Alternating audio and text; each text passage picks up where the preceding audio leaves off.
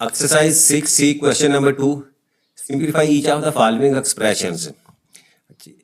अब इस क्वेश्चन के अंदर भी हमारे पास लीनियर एक्सप्रेशंस हैं और इनके जो कोफिशिएंट है वो फ्रैक्शनल कोफिशिएंट्स हैं। ठीक है, अच्छा तकनीक वही हम अडॉप्ट करेंगे क्योंकि इसमें देखें इस क्वेश्चन के अंदर भी आपके पास ए बी और सी जो है ये वेरिएबल्स दिए हुए हैं और उनके कोफिशिएंट्स दिए हुए हैं। ठीक है, हम क्या करें, जो लाइक टर्म्स होंगे हमारे पास उसको सेपरेट कर देंगे, जैसे ए वाली अलहदा कर देंगे, बी वाली अलहदा और सी वाली अलहदा।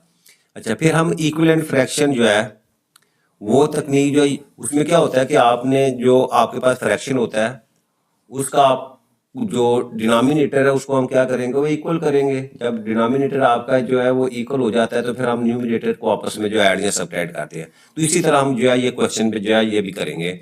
अच्छा, आप सबसे पहले देखो हमारे पास है जी 5A plus 4B minus 3C, इसको एज इट इज लिखा। आगे आपके पास ये राउंड ब्रैकेट लिखी है, हम इसको एक्सपेंड करते हैं तो आप देखा राउंड ब्रैकेट में स्टार्ट में जो नेगेटिव साइन है तो इससे क्या होगा, आपकी वैल्यूज का साइन जो है चेंज हो जाएगा।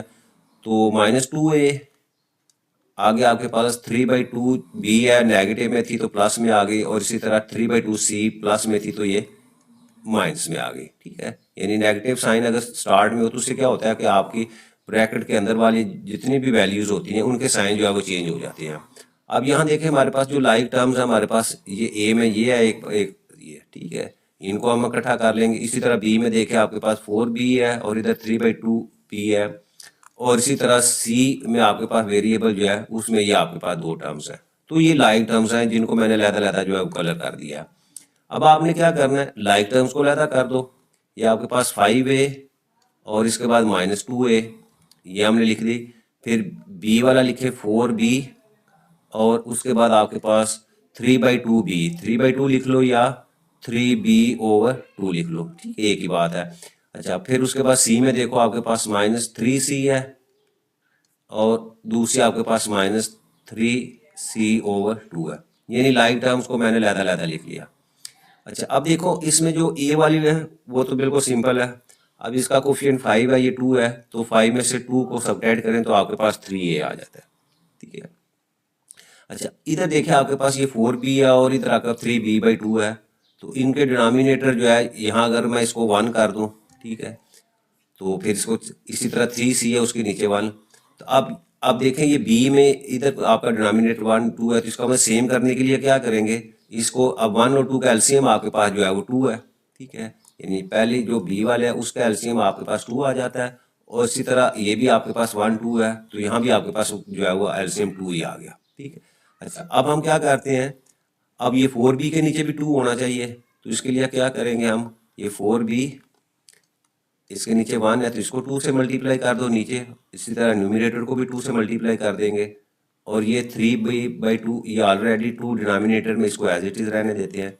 इसी तरह ये 3C है, इसके डिनोमिनेटर में सपोज 1 है तो हम क्या करेंगे, इसको 2 के लिए ऊपर नीचे जो है वो मल्टीप्लाई कर देंगे, और इसी तरह 3C/2 जो है वो उसको एज इट इज लिख देंगे। फर्दर आपके पास ये 3 है एज इट इज।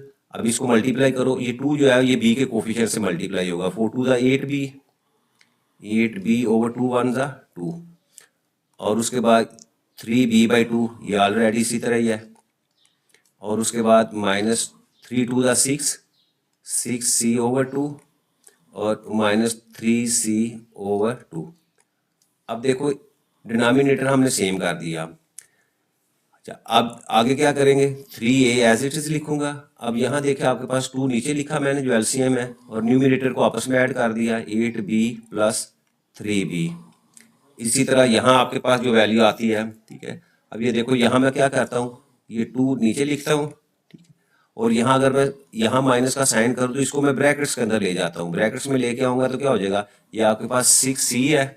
ठीक है, तो ये आपके पास यहाँ मैं लिख देता हूँ, और इसके बाद ये जो 3C है इसको मैं प्लस में साइन कर दे, क्योंकि मैंने पीछे जो है वो माइनस साइन लिया हुआ है, तो +3C आपके पास आ जाएगा। अच्छा, अब इसके बाद आगे सॉल्व करें, ये आपके पास 3A आ जाएगा, और यहाँ आपके पास 8B और 3B दोनों क्लास में है, तो आप दोनों को ऐड कर दे तो आपके पास आ जाएगा जी 11B/2। अच्छा, अब यहाँ मैंने माइनस इसलिए कहा ताकि गलती के चांस कम होता है। पहले ब्रैकेट्स को सॉल्व कर लेंगे, फिर उसके बाद जो आंसर आएगा वो उसके साथ जो है वो माइनस लगा देंगे। तो यहाँ देखिए ये 6 है और ये 3 है, 6 और 3 आपके पास 9 आ जाएगा, 9c। तो ये आ गया जी 9c/2, ठीक है। तो ये आपका आंसर है। अगर फर्दर इसको हमने अलहदा करना तो हम इसको लिख सकते हैं कि 3a, इसके हम कोफिशिएंट को अलहदा लिख दें, 11/2, b को इधर लिख दें। इसी तरह इसको भी हम लिख सकते हैं 9/2 और c को इधर लिख दें। तो ये हमारा फर्स्ट पार्ट जो है वो कंप्लीट हुआ। अब इसके बाद इसका सेकंड पार्ट, यहाँ क्या आपके पास 1/2 into 2x plus 2 into x minus 3। Same solve करें इसको, ये 1/2 और इसके बाद ये आपकी जो है वो स्क्वायर ब्रैकेट, ये 2x लिखा मैंने। अच्छा, अब ये 2 ब्रैकेट्स राउंड ब्रैकेट से बाहर है तो इससे क्या होगा, ये 2 मल्टीप्लाई हो जाएगा, 2x से मल्टीप्लाई होगा और उसके बाद 2 जो है वो 3 से मल्टीप्लाई होगा। तो ये आपके पास वैल्यू आ गई जी 2x माइनस 3 टू द 6।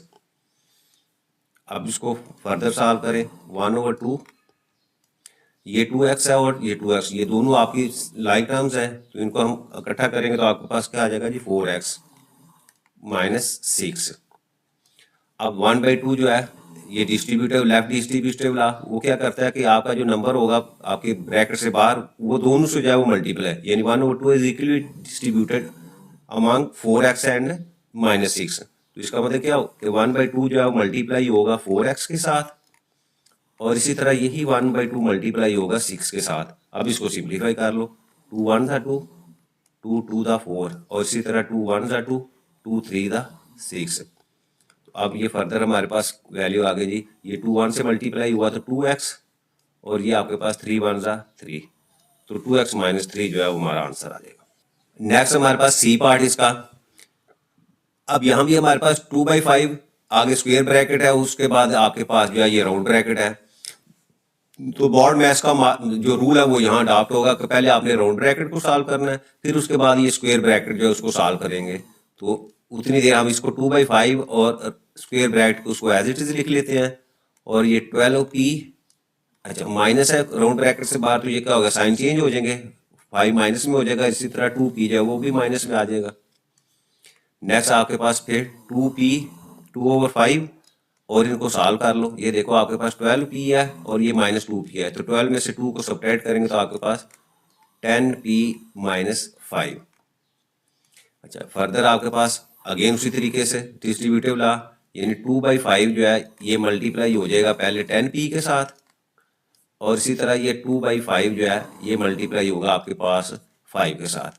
5 से कैंसिल हो जाएगा और यहाँ आपके पास 5 1 ज़ा 5, 5 2 ज़ा 10। अब न्यूमिनेटर को आपस में मल्टीप्लाई कर दो तो ये आपके पास 2 2 ज़ा 4, 4p और इधर आपके पास 2 और इधर 1 आया था, ठीक है, तो 2 1 ज़ा 2, तो 4p माइनस 2 आपका आंसर आ जाएगा। नेक्स्ट हमारे पास इसी का डी पार्ट, सेम उसी तरीके से ये भी क्वेश्चन। सबसे पहले हम 1/2 एज इट इज लिख लेते हैं और स्क्वायर ब्रैकेट वो आपका 8x और प्लस 10 और अच्छा ये आपके पास जो है आगे जी राउंड ब्रैकेट। पहले इसको सॉल्व करेंगे तो ये आपके पास -6 है, तो -6 का इसका मतलब 6 से मल्टीप्लाई भी करेंगे और साइन भी चेंज हो जाएगी। 6 को 1 से किया तो -6 आपके पास आ जाएगा और इसी तरह आगे 4 कोफिशिएंट है उससे मल्टीप्लाई, 6 4 ज़ा 24, तो साइन भी चेंज हुआ तो प्लस 24x, ठीक है। अच्छा, अब रूल क्या है कि आपके पास जो भी ब्रैकेट होगी उसके अंदर जो टर्म्स दी हुई हैं, जो लाइक टर्म्स है, उसको सॉल्व करने के बाद आपने जो है उस ब्रैकेट को जो ओपन करना होता है। तो यहाँ देखा आपके पास ये 8x है और इधर आपके पास 24x है, लाइक टर्म्स है, इसको मैंने इकट्ठा कर दिया। उसके बाद आपके पास 10 माइनस 6 है, ठीक है, इसको अलहदा लिख लिया है। अब इसको पहले सॉल्व करते हैं फिर ब्रैकेट हम ओपन करेंगे। तो ये आपके पास आ गया जी 1/2, 8x और 24x दोनों प्लस में है, तो प्लस में तो इसका मतलब ऐड कर देंगे 22x और 10 में से 6 सब्ट्रैक्ट के तो आपके पास 4। आगे डिस्ट्रीब्यूटिव ला, लेफ्ट डिस्ट्रीब्यूटिव, यानी 1/2 मल्टीप्लाई होगा 32x के साथ और इसी तरह 1/2 मल्टीप्लाई होगा 4 के साथ। सिंप्लीफाई करेंगे हम, 2 1 ज़ा 2, 2 2 ज़ा 4, यहाँ भी 2 1 ज़ा 2, 2 16 ज़ा 32। अब इसको लिखेंगे तो आपके पास आ गया जी 16x प्लस 2, ठीक है।